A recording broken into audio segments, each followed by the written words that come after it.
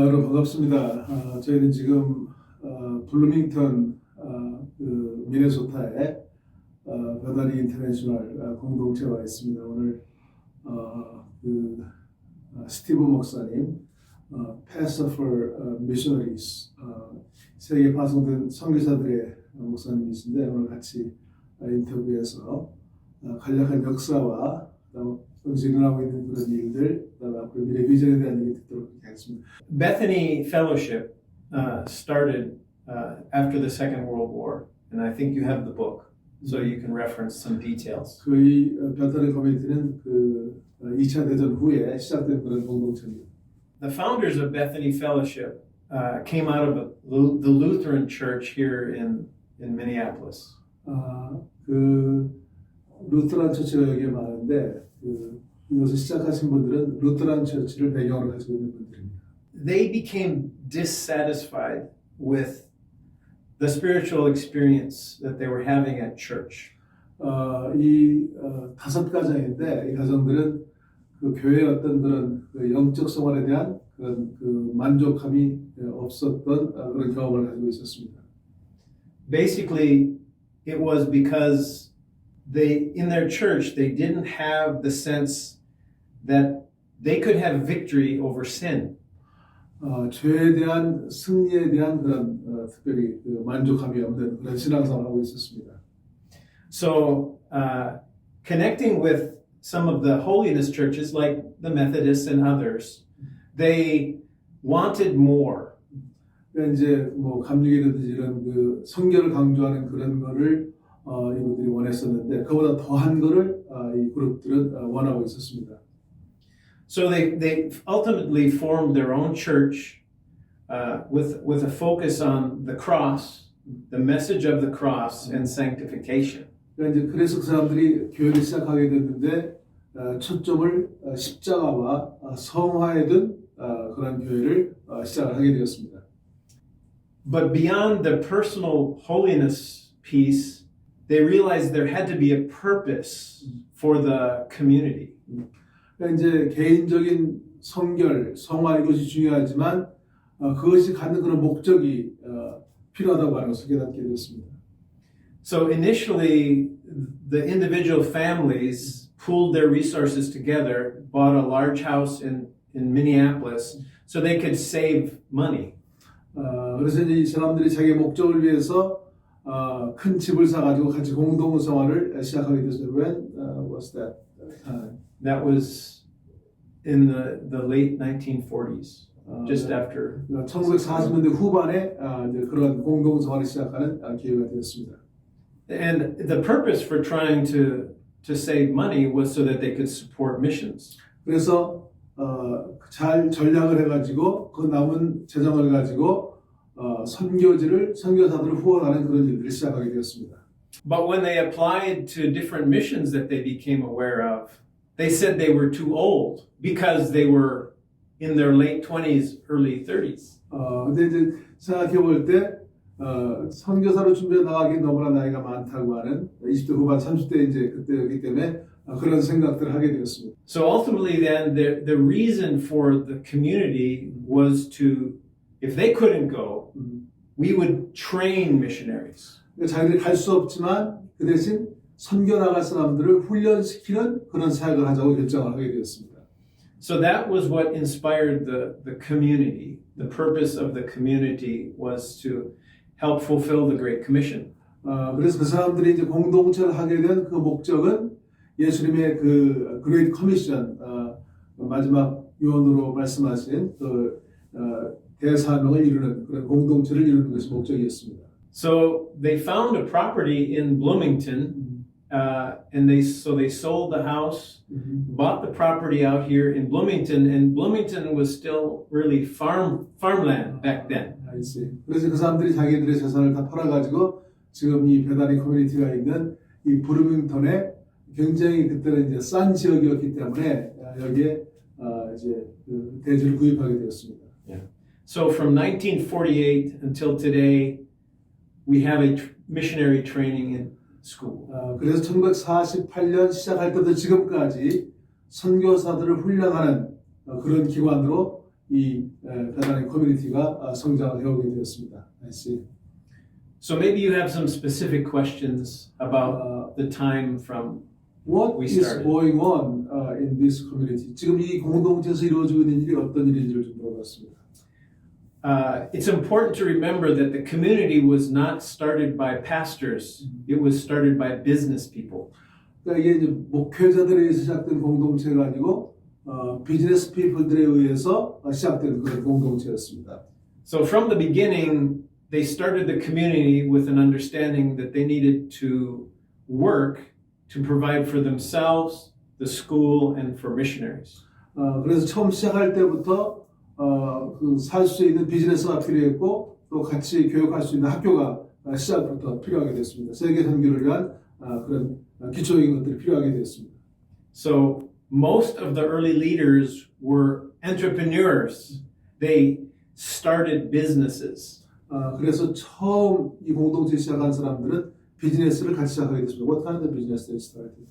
Early on, they started with simple manufacturing of toys and things that you could make with your hands. And then they branched off into appliances.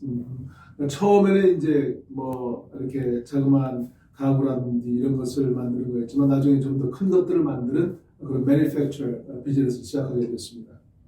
So part of their training for the missionaries here involved schooling, yes, but it also involved work on campus. So they split their time, mornings usually in school, afternoons in work.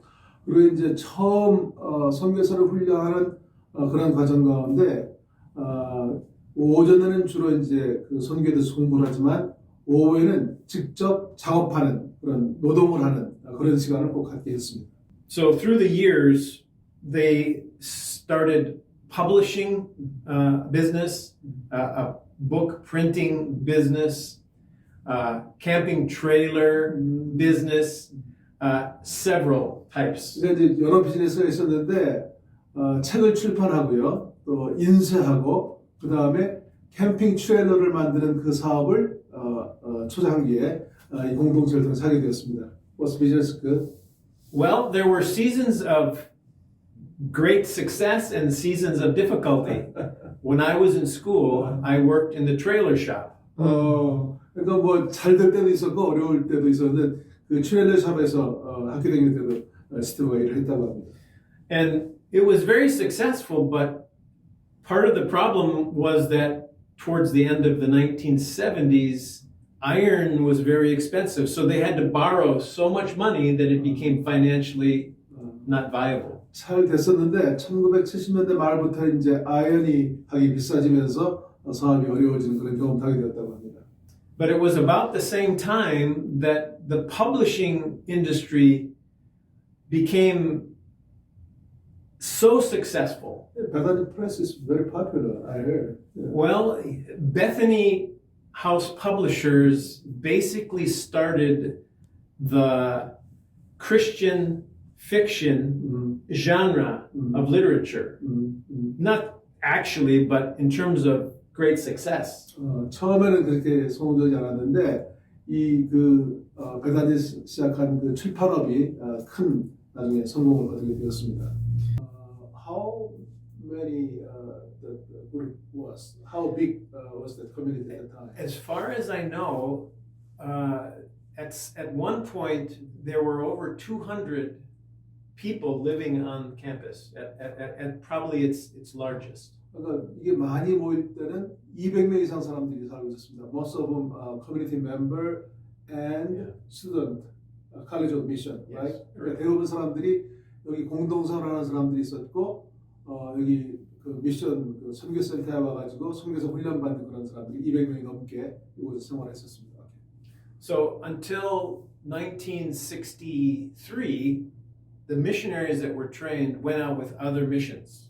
그러니까 63년까지는 그 여기서 트레인 받고 다른 곳에 나가서 그렇게 선교하는 그런 사역을 했습니다. But in 1963, some of the graduates who had been sent with another mission to Brazil needed to be resent because that mission closed down. 그러니까 이제 63년부터는 나갔다가 실패하고 돌아온 사람들 다시 보내는 그런 사역을 하게 되었습니다. So that's when Bethany Missions started in 1962. 그때부터 63년 전부터 베타니 선교가 공식적으로 시작하게 됐습니다. In terms of the community, in the 1980s, significant changes happened that affected the makeup of the community. 80년대에 가서는 이제 이 공동체가 변화를 이루게 되었는데, So the financial success of the publishing house had ramifications on the community because now they were dealing with literally millions of dollars. 그 퍼블리싱 출판업이 성공하고 많은 돈들을 벌게 되었습니다. There had always been sacrifice involved in the community, but as they became more prosperous, they had to deal with legal issues for the state. 그러니까 어려울 때는 서로 희생하면서 살았었는데 이게 이제 좀 풍요로워지면서 많은 법적인 문제들이 생기게 되었습니다. Since 1980, right? 1980년대부터. And so ultimately the community had to make a decision. Either they could be like a Catholic order that took a vow of poverty, or they had to have an employer-employee relationship. 그러니까 공동체로 남을 것인지 아니면 이제 그 인프로이나 인프로이어로 고용하는 사람이나 고용자로 남을 것인지라고 하는 결정해야 될 그런 단계가 되었습니다. So from the beginning, there was never a sense of taking on the vow of poverty, and so I cannot judge the leaders, but they made the decision that we would have to go to an employer-employee relationship with all the workers. 그래서 이제 처음에는 그 퍼버티를 약속하고 시작을 했지만 나중에 그런 다른 고용자나 고용인으로 하는 이런 것들이 자연스러운 것이기도 하죠. So I believe it was 1993. Any of the people working who worked with the church, the school, or the mission could stay on campus, but those working in the other industries needed to move off the campus. 그래서 그때까지 이제 이 학교 안에 일하는 사람들은 미션이나 학교나 교회에 일하는 사람들은 남았지만 나머지 사람들은 밖으로 나가는 그런 이제 체인지가 이 공동체에 임하게 됐습니다. What year was that? 1993, I believe, when the decision was made. We had just returned to the Philippines, so I wasn't really a part of all of that. 많은 사람들이 일을 하지만 핵심적인 그런 사람들 남겨놓고는 다 이제 공동체 밖으로 나가는 그런 환경이 되었습니다. I see. So the genuine community is not exist since then. 1993 was a major change, and so there was still a community of vision. 그 커뮤니티의 비전은 있지만 1993년 이후에는 좀 다른 형태 그런 공동체로 전환되게 되었습니다. So from that time, we still had the apartments and the places that the older people who had been part of the original community were allowed to stay. How many people? I think there were probably 30 that were allowed who chose to, as retirement age, could stay on campus. 지금 이제 캠퍼스 안에 있는 사람들은 이제 공동체 이루어졌던 사람들 가운데 나이가 많아져가지고 한 30명 정도, 그 정도는 지금 계속 공동체에 머무르고 있는 그런 상태입니다. I think the way that it's expressed now is through the university. 지금은 이제 가장 중요한 것이 그 칼리지 오브 미션이 이제 그 글로벌 유니버시티가 됐거든요. 이제 대학이 가지고 있는 그 비전이 가장 중요한 핵심이라고 얘기할 수가 있습니다. So Bethany Global University is what's known in the States as a work college. 이게 이제 동네 알려지기는 워크 칼리지, 일하는 그런 대학으로 그렇게 알려져 있습니다. It's a special category of university. There's very few of them around. 이런 대학은 그렇게 많지가 않습니다. Because to be effective missionaries, you need to know how to work. 이제 효과적인 미션 선교사를 양성하는 기관인데 이 그 공동체가 가진 특징은 뭐냐면 일할 줄 아는 그런 선교사, 비즈니스 미셔너리.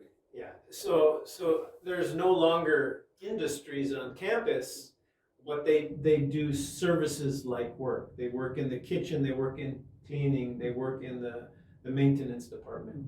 그러니까 이 학생들이 여기 와서 공부하면서 그렇게 부엌에서 일하고 그 메인테넌스 디파트먼트에서 일하고 그러면서 일하는 걸 배우는 이것을 같이 하고 있습니다.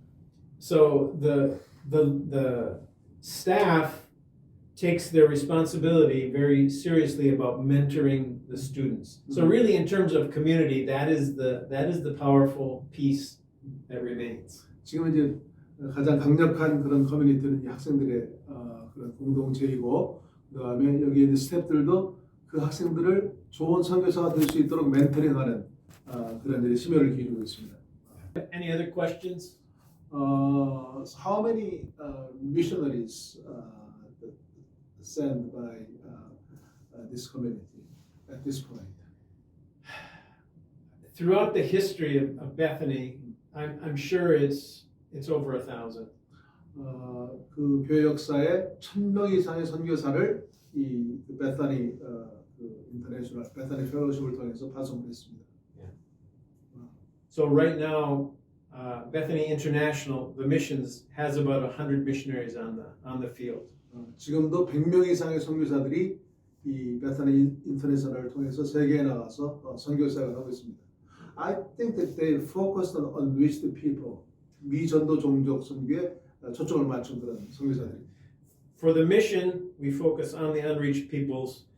The university trains for more than that, but that is always in our minds. 그러니까 이제 뭐 더 많은 것들을 이 대학에서 가르치고 있지만 시작 때부터 이 공동체가 가지는 비전은 뭐냐면 미전도 종족들에게 복음을 증거하는 그곳에 선교사를 파송하는 그런 사명을 가지고 있습니다. That's great. I felt something genuine hospitality when I visit this campus, and people are very spirit-filled atmosphere. I felt that. 제가 여기 와서 느낀 건 뭐냐면 굉장히 친절하고 이 사람들이 굉장히 성령 충만한 사람들이라고 생각하게 됐거든요. I met with that lady in the chapel. He asked me where I'm from, what you do. Then he held my hand and prayed for me. And I went to Welcome Center. Then one student came and asked me several questions and bought me a coffee. Easy thing. It's a really rare opportunity to experience. 굉장히 하스피탈리티를 느끼는 거 뭐냐면 제가 채플에 갔는데 한 분이 오셔가지고 저에게 물어보고 제 방문 목적을 알고 함께 손을 잡고 기도해주고 또 웰컴 센터에 갔는데 한 학생이 와가지고 여러 가지 물어보고 또 커피를 대접하는 걸 보면서 이 공동체의 어떤 그런 환대를 하스피탈리티를 느낄 수가 있던 굉장히 좋은 경험이었어요. Well, your students probably know some of the requirements to be a church leader. One is to be hospitable. Hospitable. Okay. Yeah, that's a mark. You have to be hospitable if you're going to be a leader. 리더가 되기 위해서는 굉장히 다른 사람을 환대할 줄 아는 그런 자세를 가져야 된다고 가르친다고 합니다. Beautiful. Amen. Thank you so much. We would look around and Sure. Thank you. The campus. God bless you as you continue studying. Be great servant leaders for Jesus. Thank you. 열심히 노력해서 하나님의 서번저로서의 그런 소양을 기르기를 바란다고 지금 말씀하겠습니다. Thank you so much. You're welcome. Thank you so much.